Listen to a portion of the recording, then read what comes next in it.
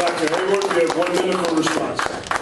Well, this is the beauty of the United States of America, that people can indeed practice their faith that they hold so deeply in ways that resonate within their lives, and I think that's a beauty and a blessing. It is my intention, as your public servant, should I have the privilege of being elected, to ensure that all of us can practice what means the most to us within our lives in freedom and in security. And that is why we talk about, of course, that's why we just talked about the immigration problem and the problem of our borders.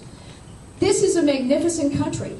So many people want to be here and be among us that it creates these enormous challenges. So we have to learn how to deal with all of them effectively, and we have to remember that this Constitution granted us the freedom to act according to our conscience within a civil society.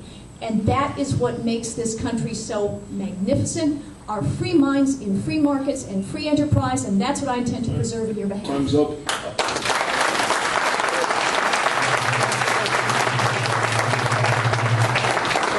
Mr. DiCarlo, you have 1 minute for response.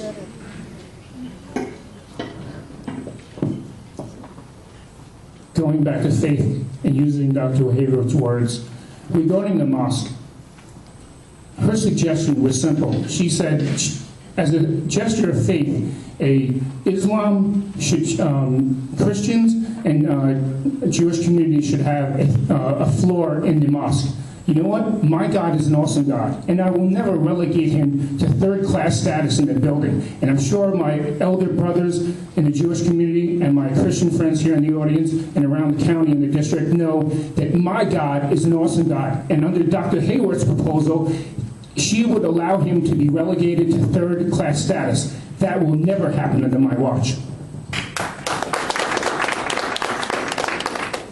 And our third question will be asked by Carly Ray. Each of you has said you are opposed to the Patient Protection and Affordable Care Act, known in some quarters as Obamacare. Please make your best argument against it. We'll start with Mr. DiCarlo. You have 90 seconds. It's unconstitutional. It's as simple as that. We cannot force anybody to buy insurance from the government. Insurance is a good. It is not a right. The key thing here you have to look at is where the special interests lie. I'm a common sense person.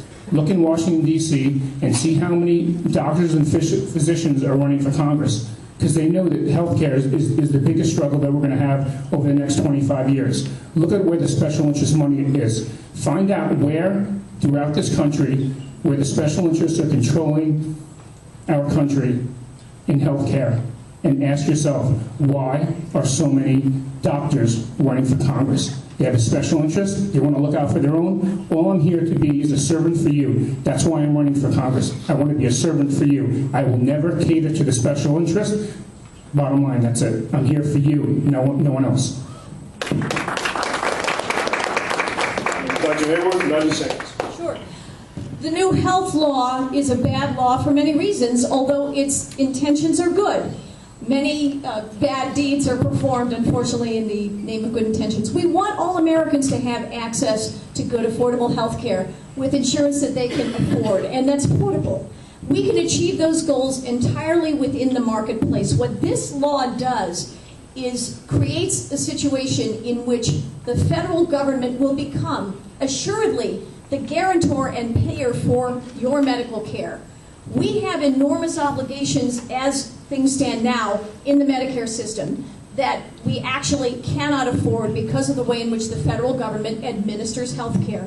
We cannot afford as a country to have the equivalent of Medicare applied to all citizens. It will not control the cost, the enormous cost of delivering medicine, medical care with the quality, choice, and innovation that Americans expect and deserve. However, we do have mechanisms that can work very well if we allow America's consumers to be active in the decision-making process. And we can do that through three fundamental ways. One is to allow insurance policies to be sold across state lines, not currently the case. Another is to allow all Americans to have health savings accounts so they can purchase rationally.